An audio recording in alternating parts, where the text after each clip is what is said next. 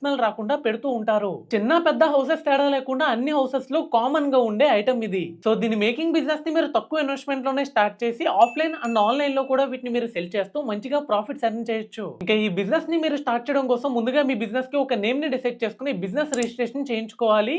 Also GST కూడా తీసుకోవాలి. ఇంకా ఈ నాప్థలిన్ బాల్స్ మేకింగ్ లో యూజ్ చేసే మెయిన్ రా మెటీరియల్ వచ్చేసరికి నాప్థలిన్ ఫ్లేక్స్ అన్నమాట.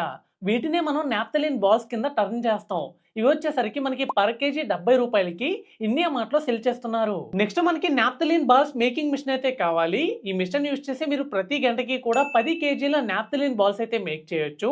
ఈ మిషన్ మనకి ఇండియా మార్ట్ వెబ్సైట్ లో 45,000 రూపాయలకి సెల్ చేస్తున్నారు. ఇది బై చేసి మీరు ఇంట్లో సెటప్ చేసుకున్న తర్వాత నాప్థలిన్ ఫ్లేక్స్ ని నాప్థలిన్ బాల్స్ మేకింగ్ మిషన్ లో వేసి ఆన్ చేసినట్టయితే అది ప్రాసెస్ చేసి నాప్థలిన్ బాల్స్ కింద టర్న్ చేసి మనకి ఇస్తుంది. మీరు 1 కేజీ నాప్థలిన్ ఫ్లేక్స్ ని ప్రాసెస్ చేసి బాల్స్ కింద మార్చినట్టయితే మనకి 1 కేజీ నాప్థలిన్ బాల్స్ అయితే వస్తాయి. మనకి జీరో వేస్టేజ్ అయితే ఉంటుంది. ఇలా వచ్చిన నాప్థలిన్ బాల్స్ ని మీ బ్రాండ్ నేమ్ అండ్ లోగోతో నార్మల్ ప్యాకేజింగ్ చేసుకుని మీరు ఆఫ్లైన్ స్టోర్స్ లో కావచ్చు లేదా ఆన్లైన్ ఈ కామర్స్ వెబ్సైట్ లైన అమెజాన్, ఫ్లిప్కార్ట్ లాంటి వెబ్సైట్ లో సెల్లర్ అకౌంట్ క్రియేట్ చేసుకుని అక్కడ కూడా సెల్ చేయొచ్చు. కరెంట్లీ అమెజాన్ ఇండియాలో 500 గ్రామ్స్ ఉన్న నాప్థలిన్ బాల్స్ ని 169 రూపాయలకి సెల్ చేస్తున్నారు. మీరు డైలీ కూడా జస్ట్ 2 లేదా 3 గంటలే వర్క్ చేశారనుకున్నా మీరు ఈజీగా 20 కేజీల బాల్స్ అయితే ప్రొడ్యూస్ చేయొచ్చు.